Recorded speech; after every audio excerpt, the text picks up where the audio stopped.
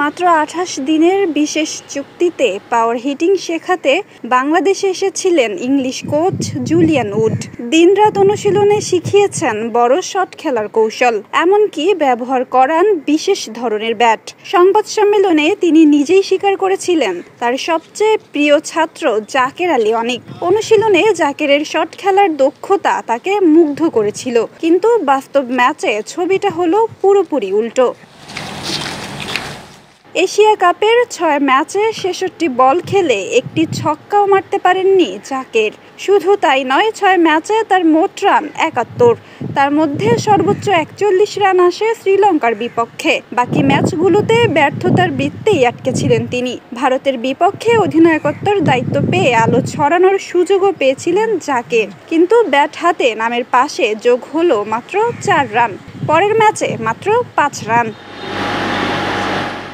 Asia কাপের মঞ্চে বাংলাদেশ ক্রিকেটের অন্যতম ভরসা ছিলেন জাকের আলী অনিক, অথচ টুর্নামেন্ট শেষে সবচেয়ে বড় হতাশার নামও এখন তিনিই।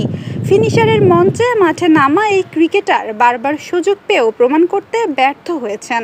একজন ফিনিশারের কাজ যেখানে শেষ পর্যন্ত দলকে ভরসা দেওয়া, সেখানে জাকেরের ব্যাটিং হয়ে উঠেছে বোঝা। ম্যাচে বড় শট তো দূরে থাক, ৪ মেরেছেন মোটে ৫টি, অথচ পুরো টুর্নামেন্টে তার ব্যাট থেকে আসেনি একটি ছক্কাও। স্ট্রাইক রেট ১১৫-র আশেপাশে হলেও সেটি মূলত এসেছে ছোট ছোট ইনিংস থেকে, যা কোনোভাবেই ফিনিশারের মানদণ্ড পূরণ করে না।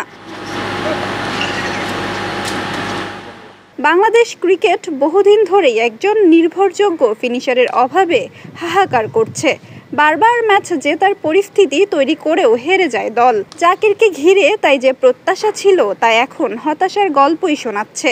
অনুশীলনে যিনি কোচকে মুগ্ধ করেন, আন্তর্জাতিক আসরে তার ব্যাট নীরব থাকে।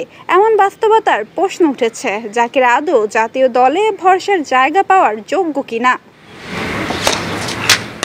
কোচ জুলিয়ান উডের সবচেয়ে প্রিয় ছাত্র হিসেবে যে ক্রিকেটারকে তুলে ধরা হয়েছিল, তার নাম এখন সমালোচনার কেন্দ্রবিন্দু। বাংলাদেশ ক্রিকেট বোর্ডকে হয়তো দ্রুতই বিকল্প খুঁজতে হবে, কারণ জাকের আলী অনিকের ব্যর্থতায় বারবার হাতছাড়া হয়ে যাচ্ছে বাংলাদেশ ক্রিকেটের বড় মুহূর্তগুলো।